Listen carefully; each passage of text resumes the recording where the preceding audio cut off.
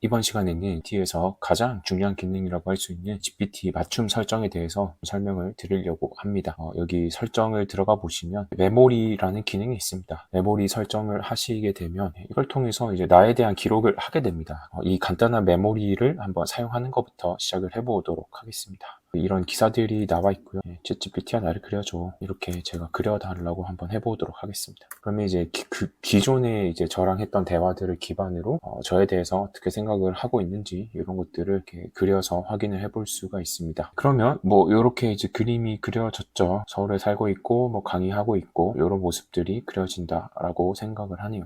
그러면 나에 대한 단점을 알려주세요. 해결법도 알려주세요. 물론 이제 모든 걸 알 수가 없겠지만 뭔가 단점에 대해서 물어봤을 때 뭔가 과부하 가능성이 있다. 요즘에 많이 힘듭니다. 간단한 질문들이지만 내가 생각하지 못한 부분들을 네가 잡아낼 수 있기 때문에 그래서 나에 대해서 물어보는 거, 메모리 기능을 활용을 해보시면 좋을 것 같고요. 만약에 팀 계정으로 쓰고 있는 분들 같은 경우에는 우리 팀이 어떻게 일하고 있는지, 그다음에 우리 팀에 대한 어떤 질문들을 던져보시는 것도 추천을 드리고 싶습니다. 두 번째는 저희가 맞춤 설정을 해볼 건데 들어오시면 이렇게 맞춤 설정이 있습니다. 그래서 이제 클릭을 하시면 이제 제가 세팅을 해놓은 값이고요. 여기 보시면 생각 스타터라고 되어 있고 어디 살고 있고 어떤 일을 하고 있고 어떤 취미가 있고 목표가 무엇인지 이런 것들이 나와 있습니다. 저는 저에 대해서 한번 적어봤습니다. 자녀가 있고 AI 엔지니어고 학원을 운영하고 있으며 그 다음에 데브남이라는 유튜브 채널도 하고 있습니다. 그리고 직장인들에게 AI나 생성형 모델 관련해서 편하게 알려드리고 싶고 생산성 증폭에 관심이 많다. 이런 제 목표 그냥 간단하게 이제 적어둔 겁니다. 그 다음에 이제 두 번째 지침 같은 경우에는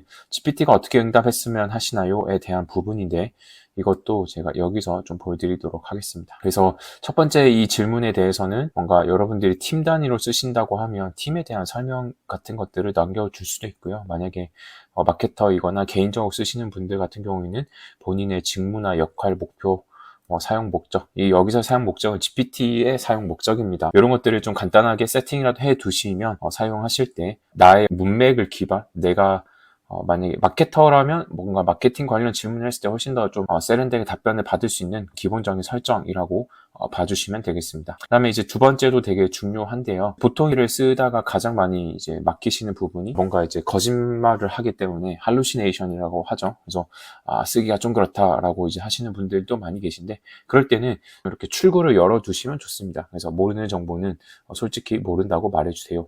이런 식으로 좀 출구를 열어두시면 좋을 것 같고요. 그 다음에 질문과 답변을 명확히 하고 마크다운을 적극적으로 사용해서 텍스트 깔끔하고 읽기 쉽게 포매팅 하세요.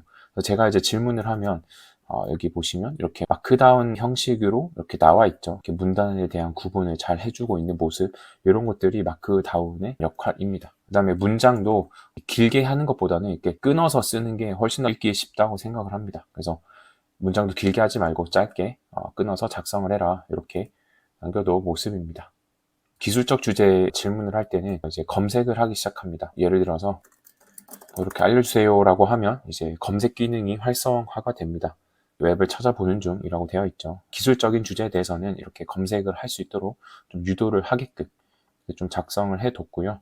이제 질문을 했을 때 이어서 뭐 어떤 질문을 해야 될지 모르겠다라고 이제 생각을 하실 수 있습니다. 그래서 의문이나 추가 질문을 받을 수 있는 여지를 남겨서 사용자가 쉽게 대화의 흐름을 이어갈 수 있도록 작성해 주세요. 오늘 유튜브를 보신 분들은 나에 대한 기본적인 정보 세팅과 맞춤 설정에서의 정보 세팅과 두 번째로 어떻게 응답했으면 하나요에 대해서도 이렇게 세팅을 해두시고 좀 더 뭐 만약에 마케터 분이시라면 창의적으로 답변해 주세요. 아니면 뭐 저 같은 경우에 자주 쓰는 것들은 당신은 앨런 머스크입니다. 이런 식으로 해서 목표를 설정할 때는 크게 생각을 할 수 있도록 그렇게도 활용을 하거든요. 그럴 때는 이런 세팅 값들을 조금씩 바꿔가면서 하시는 거를 추천을 드립니다. 저는 참고로 코딩할 때는 이걸 또 바꿔서 작성을 합니다. 그래서 여러분들이 상황에 맞게끔 설정을 해두시면 좋을 것 같다라는 말씀을 드리고 싶고요. 마지막으로 소개해드릴 거는 Search GPT라고 해서 이제 말 그대로 이제 검색을 해주는 건데 원래는 Perplexity가 먼저 했는데 이제 이 기능이 탑재가 되었습니다. 그래서 어떨 때 쓰면 되냐면요. 이제 제가 기록을 해뒀는데 예를 들어서 방금과 같이 뭔가 최신 기능에 대한 조사라든지 제품에 대한 비교라든지 이런 것들 있죠. 숙소를 검색한다든지 할 때 이런 것들을 좀 활용을 하실 수가 있습니다. 그래서 숙소 검색을 제가 한번 시도를 해보도록 하겠습니다. 여기에서 이 검색 버튼이 있고요. 이거를 클릭하신 다음에 붙여넣기 하고 실행을 하시면 서치 GPT 이렇게 활성화가 되게 됩니다. 좀 더 보기가 쉽게끔 이렇게 뜨는 모습을 확인을 해볼 수가 있습니다.